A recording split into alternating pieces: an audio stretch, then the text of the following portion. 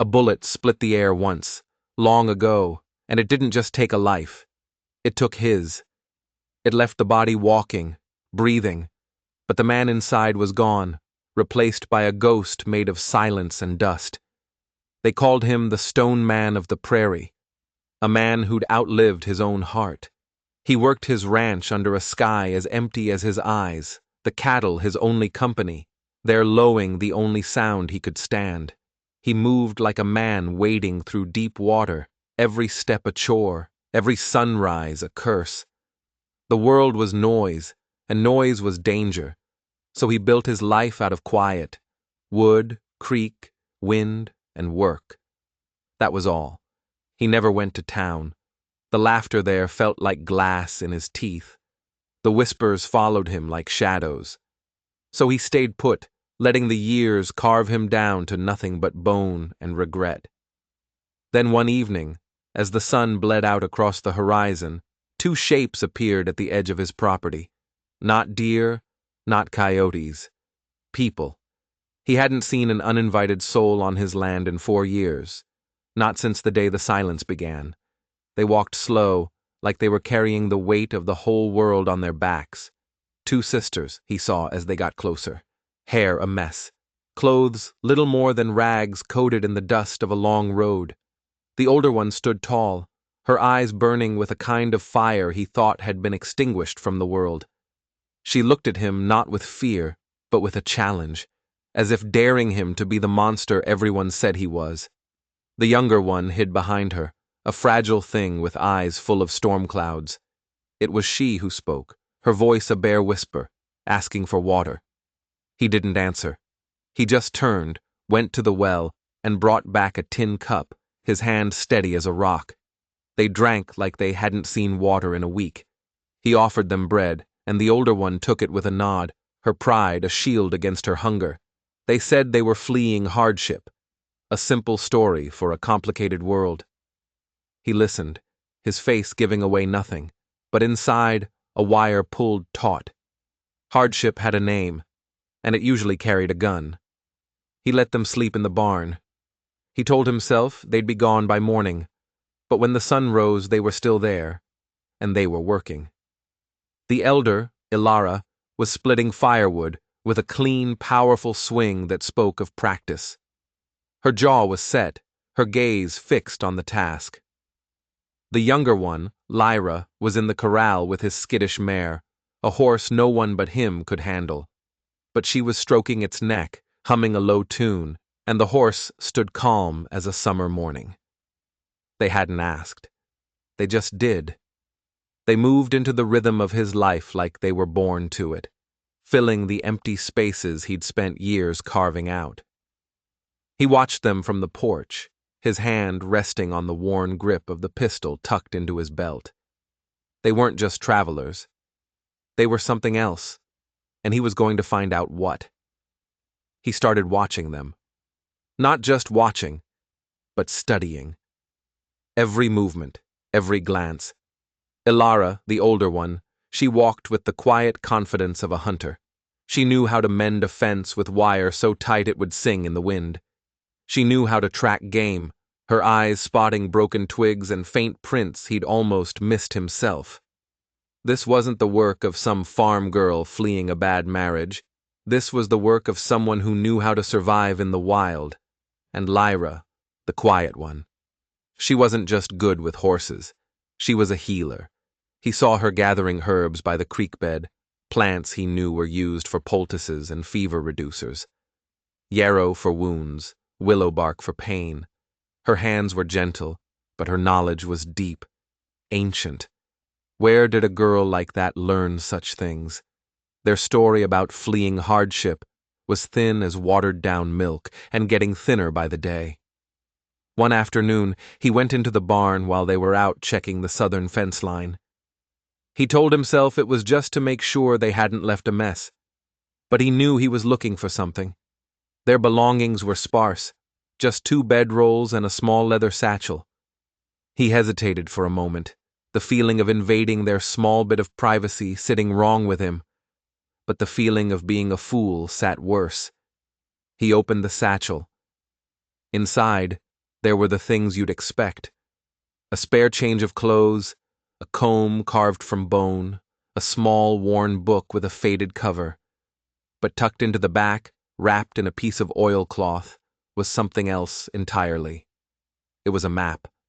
A hand-drawn map, detailed and precise.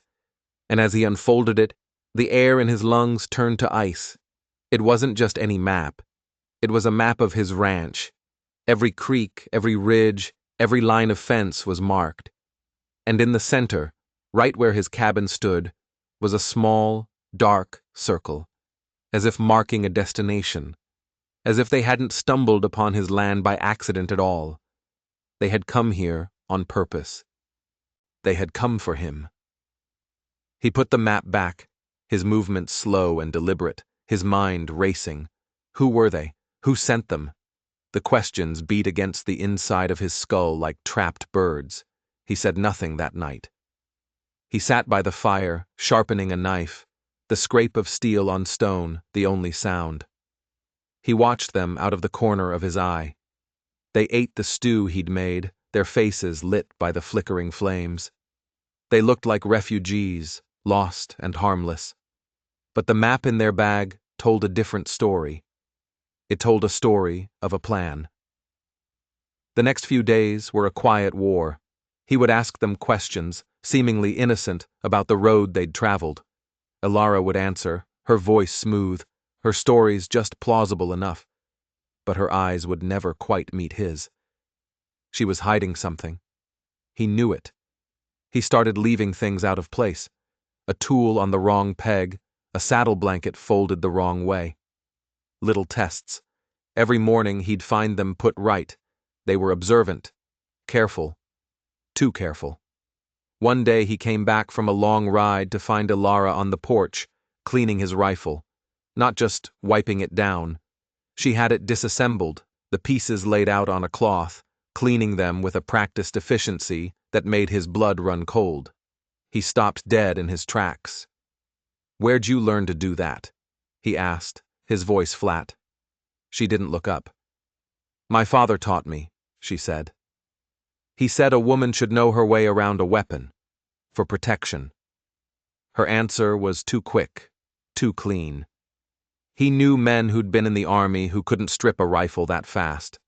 His hand drifted to his own pistol, the weight of it a familiar comfort. This wasn't about protection. This was about preparation. But for what? The tension in the small cabin grew thick enough to choke on. The silence he had once cultivated as a shield now felt like the held breath before a lightning strike. He felt like a cornered animal, the scent of the trap closing in around him. He knew he should throw them out, tell them to pack their map and their secrets and get off his land. But he didn't. Some part of him, the part he thought had died long ago, was curious. He had to know how the story ended. And then, one night, they ended it for him. They sat with him by the fire, the stars a cold, glittering canopy above. The prairie was still, waiting. It was Elara who spoke, her voice steady, without a trace of fear. "We know you don't trust us," she said. "We can see it in your eyes." He didn't deny it. He just stared into the flames. Lyra reached out, her hand hovering near his arm before she drew it back.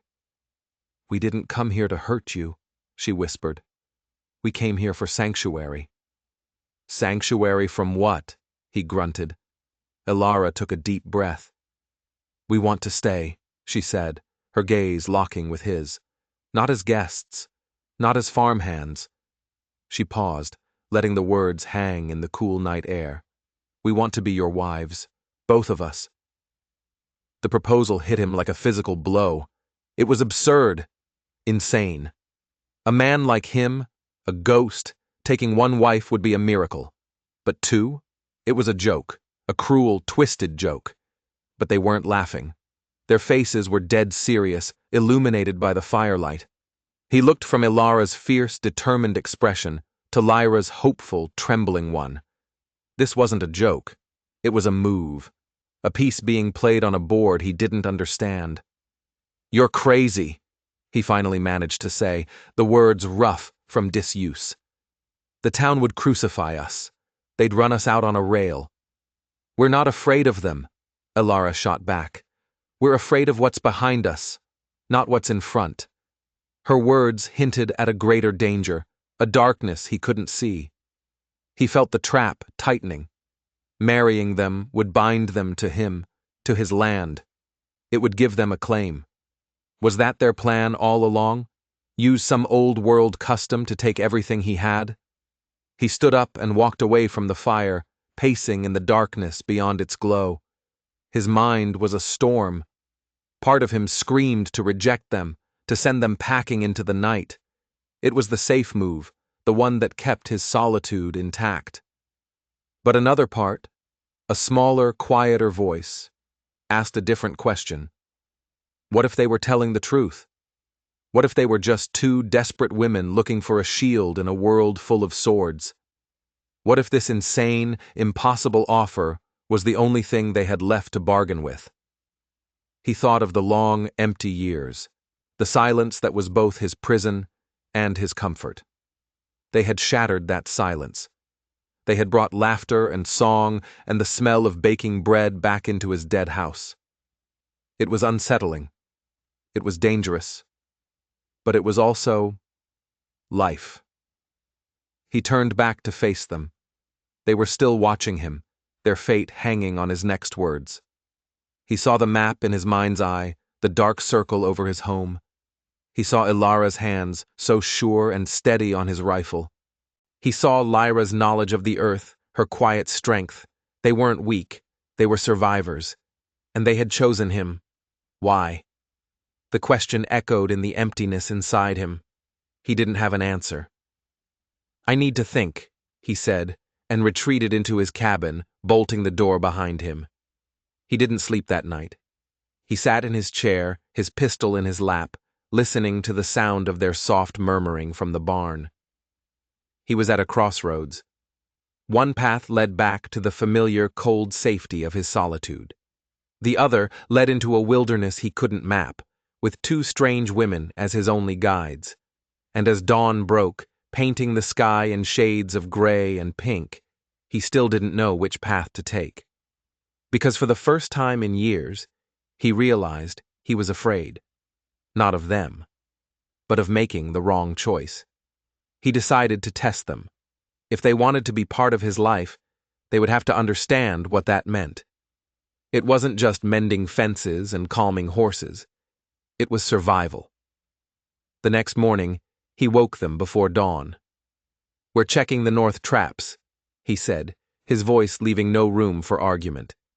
He led them deep into the rough country, a place of sharp rocks and hidden gullies. It was a hard ride, designed to push them, to see if they would break. They didn't. Elara rode with a natural ease, her eyes constantly scanning the terrain, missing nothing. Lyra was less confident on her horse, but she held on, her jaw tight with determination. They reached the first trap line. It was empty, the second too.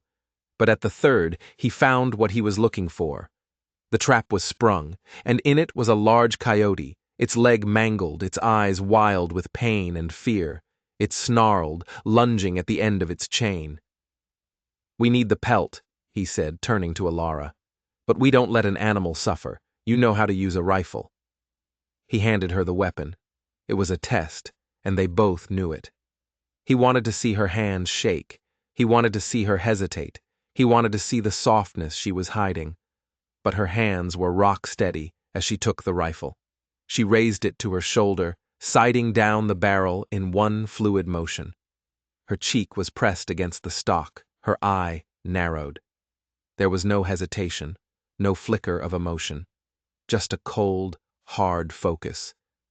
The shot was clean, a single crack that echoed through the hills. The coyote dropped without a sound.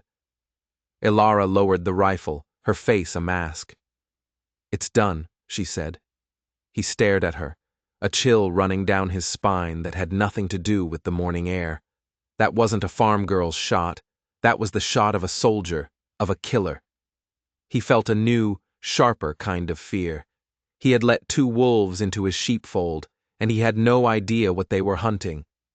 They worked in silence, skinning the animal with a practiced efficiency that was just as unnerving. Lyra, the gentle one, was the one who surprised him most. She worked beside her sister, her movements precise, her face calm. When they were done, she cleaned her hands in a nearby stream, her expression unreadable. She looked up and caught him watching her. For a moment, her mask slipped. He saw a flash of deep, profound sadness in her eyes, a sorrow so old it seemed to have been born with her. Then it was gone, hidden away again. What had they been through to make them like this?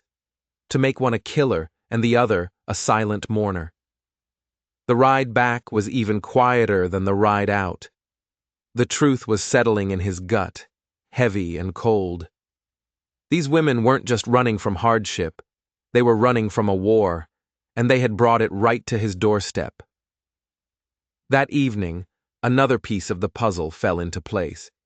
He was mending a harness on the porch when Lyra came to him. She was holding something in her hand. It was a ring. A man's ring, heavy and made of silver, with a single dark stone set in it. It looked old. "I found this," she said, her voice barely a whisper, tucked away in the rafters of the barn. She held it out to him. He didn't take it. He stared at it, his breath catching in his throat. He knew that ring. He had tried for 4 years to forget it. He had thrown it into the darkness the night the bullet split the air, the night the silence began. It belonged to the man he had killed. His world tilted on its axis. The ring. That ring. It couldn't be. He had hurled it into the wild grasses, a final desperate act to sever himself from the memory. Finding it was impossible, a 1 in a million chance, unless it wasn't chance. Lyra stood there, holding it out, her eyes wide and innocent. But he saw it now. It was an act, a performance. They had found the ring, or maybe they had brought it with them. "Where did you say you found this?" he asked, his voice dangerously low. "In the rafters," she repeated, her voice trembling slightly. It was wrapped in an old piece of leather. He looked from the ring to her face, then over at Alara, who was watching them from the doorway, her expression like stone. They were connected to his past, to that night. The realization was a punch to the gut. They hadn't just come for his land. They hadn't just come for sanctuary. They had come for him specifically. They knew who he was. They knew what he'd done. He finally took the ring from Lyra's hand. The silver was cold against his skin, a ghost's touch. All the memories he had buried came rushing back. The shouting, the fear, the face of the man, twisted in rage, the glint of moonlight on a pistol barrel, the deafening roar, the silence that followed. He closed his fist around the ring, the metal digging into his palm. "Who sent you?" he demanded, his voice a raw growl. Alara stepped forward. The pretense was over. "No one sent us," she said, her voice hard. "We chose to come here." "Why?" he snarled. "Why me?" "Because we know what you are," Alara said, her eyes boring into his. "You're a man who understands that some things are worth fighting for, that some men need to be put down like mad dogs."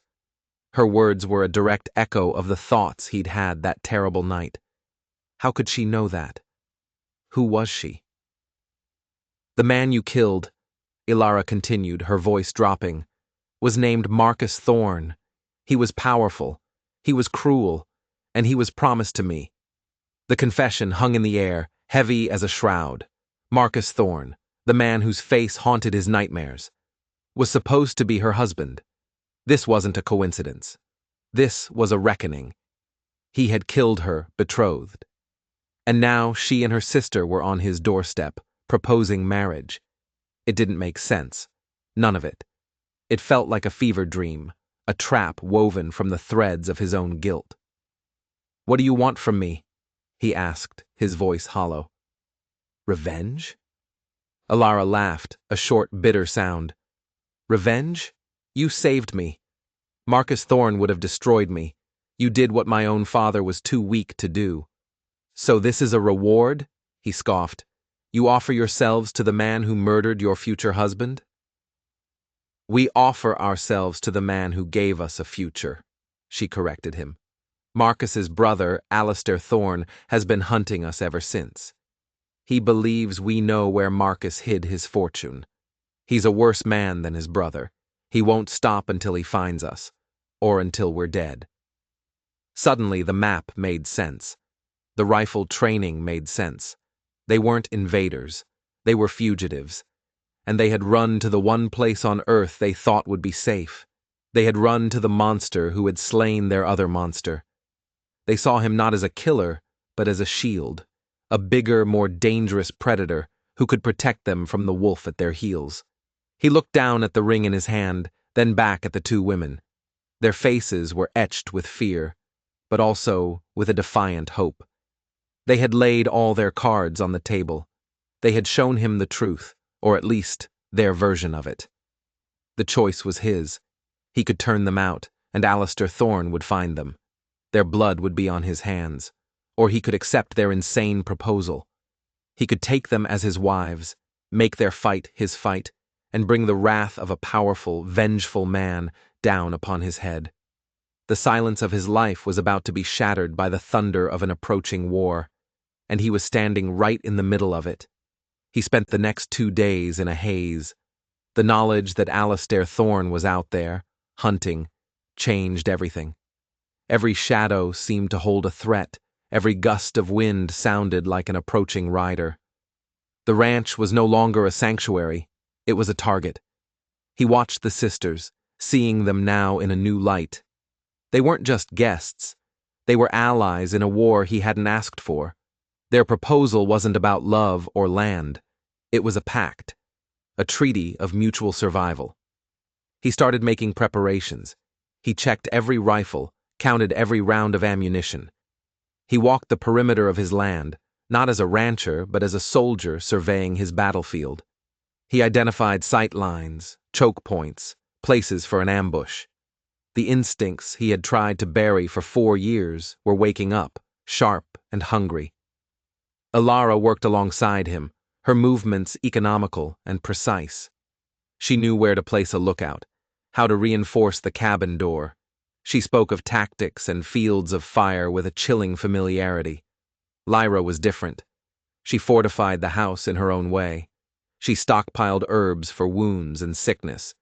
She prepared dried rations, enough to last them through a siege. Her quiet work was as essential as Ilara's military strategy. They were 2 sides of the same coin, one the sword, the other the shield. One evening, as they sat cleaning their weapons by the fire, a rider appeared on the horizon. A single man, moving at a steady pace, heading directly for the ranch. He wasn't trying to be stealthy. He was making a statement. "Get inside," he ordered the sisters. "Stay out of sight." He took his rifle and positioned himself behind the water trough, the wood a solid barrier against his chest. He watched the rider approach, his heart a slow, steady drum. The man was dressed like a range detective, with a long duster and a wide-brimmed hat. But the rifle in his saddle scabbard was no standard issue. It was a Sharps, a long-range killing machine. This was no lawman. This was a scout. The rider stopped 100 yards from the cabin, just out of easy pistol range. "Silas Kane!" he called out, his voice carrying on the still evening air. Using his name was a deliberate act of intimidation. They knew who he was. "I have a message for you from Alistair Thorne." Silas remained silent, his finger resting on the trigger of his rifle. He was not going to be drawn out. The rider waited, then sighed dramatically. "He knows you have the women. He knows what you did to his brother." The man paused, letting the words sink in. "He's a reasonable man. He doesn't want any more bloodshed. He just wants what's his. The women, and the information they carry. Give them to him, and he'll let you walk away. He'll even forget what you did to Marcus." It was a lie, and they both knew it. Alistair Thorne would never forget. Men like him were fueled by vengeance. Silas thought of the 2 women inside the cabin. He thought of their desperate, crazy plan to bind their lives to his. He had brought this trouble on himself the moment he killed Marcus Thorne, but they had brought it to his door. His old life of silence was over, one way or another. He could hand them over and live the rest of his life as a coward, always looking over his shoulder. Or he could stand and fight. He could become the man he had been trying to forget he was. The scout was getting impatient. "I need an answer, Kane, or my friends and I will come back and take it." It was then that Silas noticed it.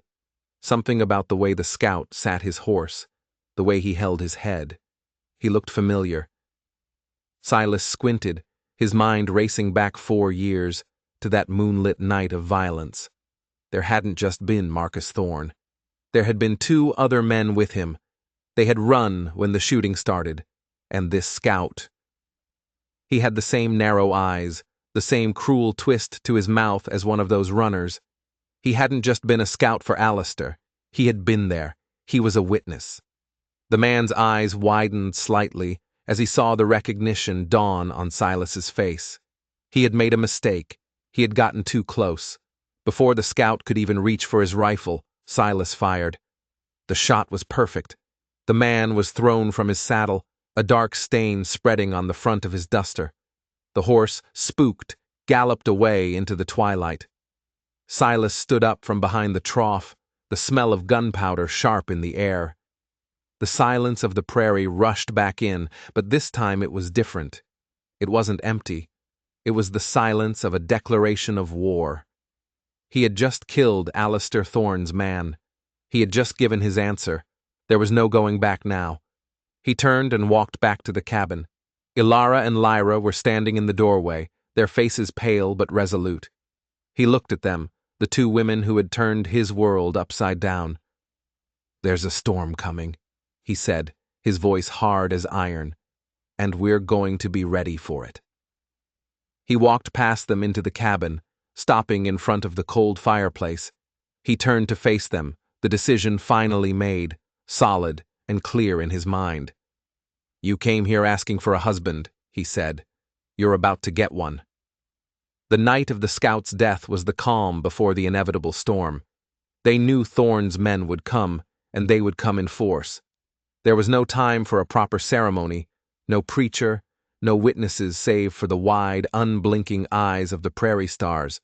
But it was a wedding all the same, a joining forged not in a church, but in the crucible of a coming war. He stood before them in the main room of the cabin, the lantern light casting long, dancing shadows on the walls. He took their hands. Ilara's was firm and calloused, the hand of a fighter.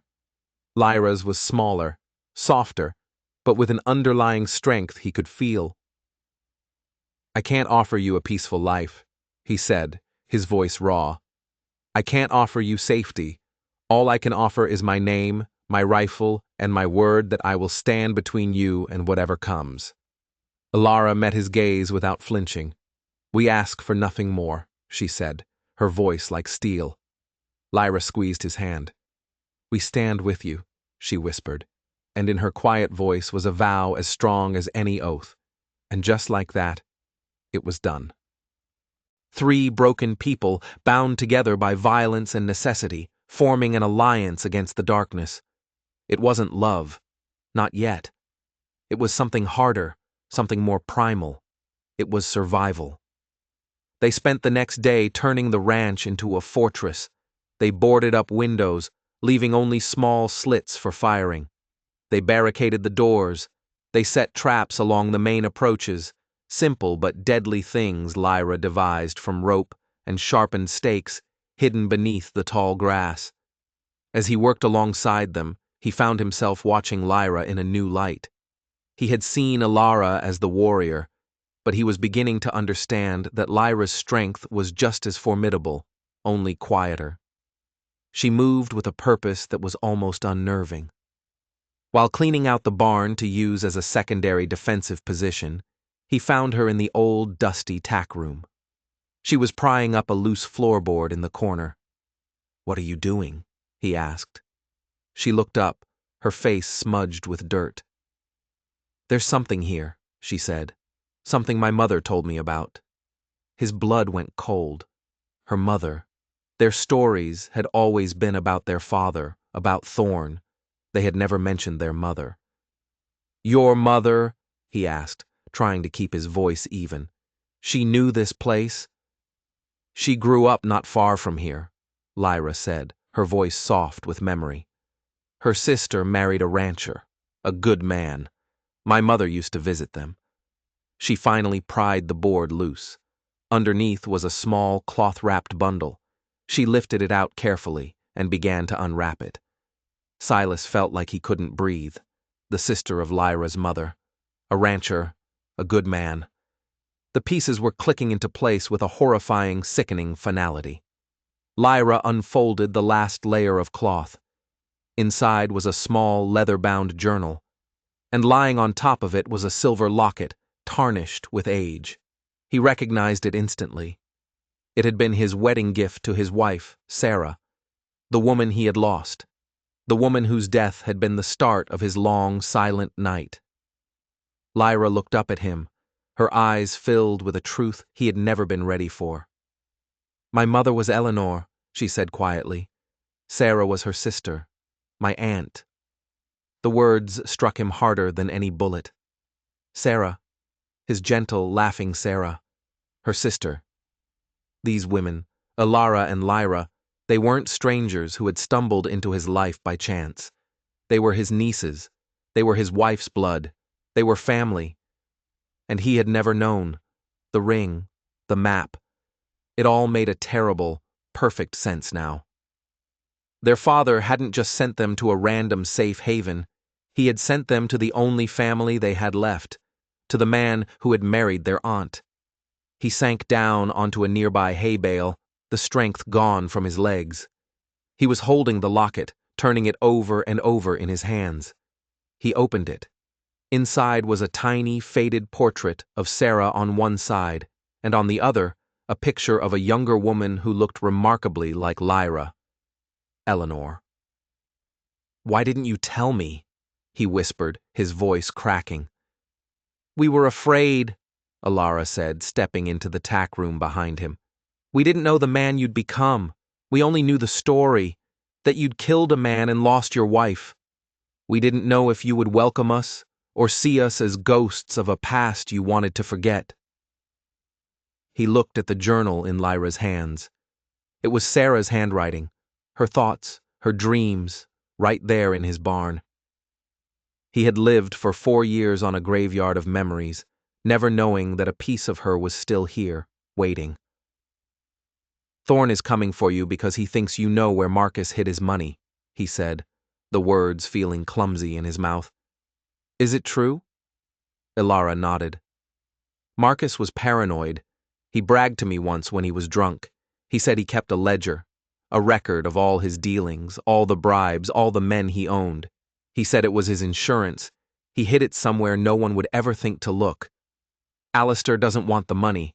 He wants that ledger. It has the power to destroy him and his entire operation. And you know where it is, Silas stated. It wasn't a question. Lyra looked down at the journal in her hands. Aunt Sarah knew everything about this land, she said softly. She wrote about a hidden place, a small cave behind the waterfall at Whisper Creek, a place she and my mother used to play as children. A place Sarah had shown him once, long ago, a place he had completely forgotten, the ledger, the key to destroying Thorn. It was here, on his land. The war wasn't just about protecting 2 women anymore. It was about finishing what he had started 4 years ago. It was about avenging his wife. It was about protecting his family. He stood up, the locket clutched tight in his hand. He looked at Alara and Lyra, and for the first time, he didn't see fugitives or strangers. He saw Sarah's eyes looking back at him. Let them come, he said, his voice ringing with a purpose he hadn't felt in years. We'll be waiting. The attack came at dawn. A faint line of dust on the horizon was the only warning. Silas counted them through his spyglass. 10 riders. More than he expected, but not an army. Thorn was confident, arrogant. He thought he was coming to collect a debt from a broken man and two scared women. He had no idea what he was walking into. Silas, Ilara, and Lyra took their positions. Silas in the cabin, covering the main approach. Ilara in the hayloft of the barn, her sharps rifle giving her a perfect vantage point over the entire yard. And Lyra, surprisingly, chose to stay on the ground, hidden behind the stone well, armed with 2 pistols and a shotgun. "I'm a better shot when my feet are on the earth," she'd said, a strange calmness in her eyes. The riders came in slow, fanning out as they approached. They were professionals, moving with a cold efficiency. Alistair Thorne was at their head, a big man on a black horse, his face a mask of smug satisfaction. He stopped his men just outside rifle range. "Kane!" he bellowed, his voice echoing in the morning stillness. "Your games are over. Send out my property and the ledger and I'll grant you a quick death." Silas didn't answer. He just watched, waiting. He had learned patience in his years of silence. Let the enemy make the first mistake. Thorne sneered and gave a signal. 4 of his men dismounted and began advancing on foot, using the sparse cover of rocks and sagebrush. The other 5 remained on horseback, ready to charge. It was a classic pincer movement. The fight began with the crack of Ilara's sharps rifle from the barn. One of the advancing men crumpled to the ground before he even knew what hit him. The others scattered, diving for cover, firing blindly at the barn. That was the signal. Silas opened fire from the cabin window, his shots carefully aimed, forcing the men on foot to keep their heads down. The air filled with the roar of gunfire and the whine of ricocheting bullets. From her position at the well, Lyra was a whirlwind of controlled chaos. When 2 of the horsemen tried to flank the cabin, she rose from her cover and fired the shotgun. The blast knocked one man clean off his horse. The other veered away, his face a mask of shock, only to be met with 2 quick shots from her pistols. He slumped over his saddle, dead before he hit the ground. Alistair Thorne stared, his arrogance turning to fury. This wasn't supposed to happen. He was being picked apart. "Charge them!" he roared to his remaining men. "Burn them out!" The 3 remaining horsemen spurred their mounts forward, charging directly at the cabin, their pistols blazing. It was a desperate, foolish move. Silas took down the first one. Ilara's rifle cracked again, and the second one fell. The last rider was almost to the cabin when a figure darted out from behind the well. It was Lyra. She had emptied her guns. In her hands was the heavy axe used for splitting firewood. With a strength he never would have believed she possessed, she swung it in a wide arc, striking the horse in the chest. The animal screamed and went down in a tangle of limbs, pinning its rider underneath. The man, his leg broken, raised his pistol to shoot her, but a shot from Silas's rifle silenced him for good. Now it was just Thorne and the 3 men pinned down in the field. But Thorne was no fool. He saw the tide had turned. He wasn't there to die, he was there to collect. While his men provided covering fire, he dismounted and began making a zigzagging run towards the barn. He knew the rifle was the biggest threat. If he could take out Ilara, he could win. Silas saw his plan and laid down a heavy fire, trying to stop him, but Thorne was fast, moving from cover to cover. He reached the side of the barn, out of Silas's line of sight. "Ilara!" Silas yelled, but his voice was lost in the gunfire. He knew he had to get to her. He burst out of the cabin, running low, heading for the barn. The men in the field opened fire on him, bullets kicking up dust at his feet. He felt a searing pain in his left arm and stumbled, but kept going. He had to reach her. He kicked open the barn door just in time to see Alistair Thorne climbing the ladder to the hayloft. Ilara was trying to reload her single-shot rifle, her movements frantic. Thorne reached the top, a savage grin on his face, and drew a long hunting knife. Silas didn't have a clear shot. He raised his pistol, but Thorne grabbed Ilara, pulling her in front of him as a shield. "It's over, Kane!" Thorne yelled, pressing the knife to Ilara's throat. "Drop the gun or she dies!" Ilara struggled, but he was too strong. Her eyes met Silas's over Thorn's shoulder, and in them he saw not fear, but a command, a silent, desperate plea. Just then, a movement caught his eye. Lyra had slipped into the barn behind him. She was holding her empty shotgun like a club, her face pale but determined. Thorn was focused on Silas, his back to the barn door. Lyra began to creep forward, silent as a shadow. Silas knew he had to create a distraction. "You want the ledger, Thorn?" he shouted, trying to draw his attention. "It's not here. It's at Whisper Creek, behind the falls." Thorn laughed. "You think I'm a fool? It's here, and I'll tear this place apart to find it after I kill all of you." As he spoke, Lyra lunged. She swung the heavy shotgun with all her might, striking Thorn hard in the back of the knees. His legs buckled, and for a split second his grip on Ilara loosened. It was the only opening they would get. Ilara drove her elbow back into Thorn's stomach, breaking his hold completely. She threw herself to the side as Silas fired. The bullet took Thorn high in the chest, spinning him around. He staggered back, his eyes wide with disbelief, and tumbled from the edge of the hayloft, landing with a sickening crunch on the hard-packed dirt below. The three remaining men in the field, seeing their leader fall, broke and ran, fleeing for their lives. Silence fell over the ranch, broken only by the ringing in Silas's ears and the ragged sound of his own breathing. He looked at his arm. The wound was bloody but clean through. He looked up at Ilara, who was staring down at Thorn's body. Then he looked at Lyra, who had dropped the shotgun and was leaning against a support beam, her whole body shaking. They had done it. They had survived. He walked over to Lyra and gently took her arm. Then he went to the ladder and helped Ilara down. The three of them stood there in the dusty, sunlit barn, surrounded by the echoes of battle.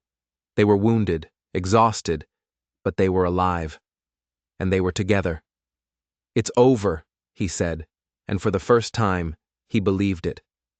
But as he looked at the bodies of the men who had come to destroy them, he knew that the silence he had once cherished was gone forever. It had been replaced by something new, something complicated and messy and fierce.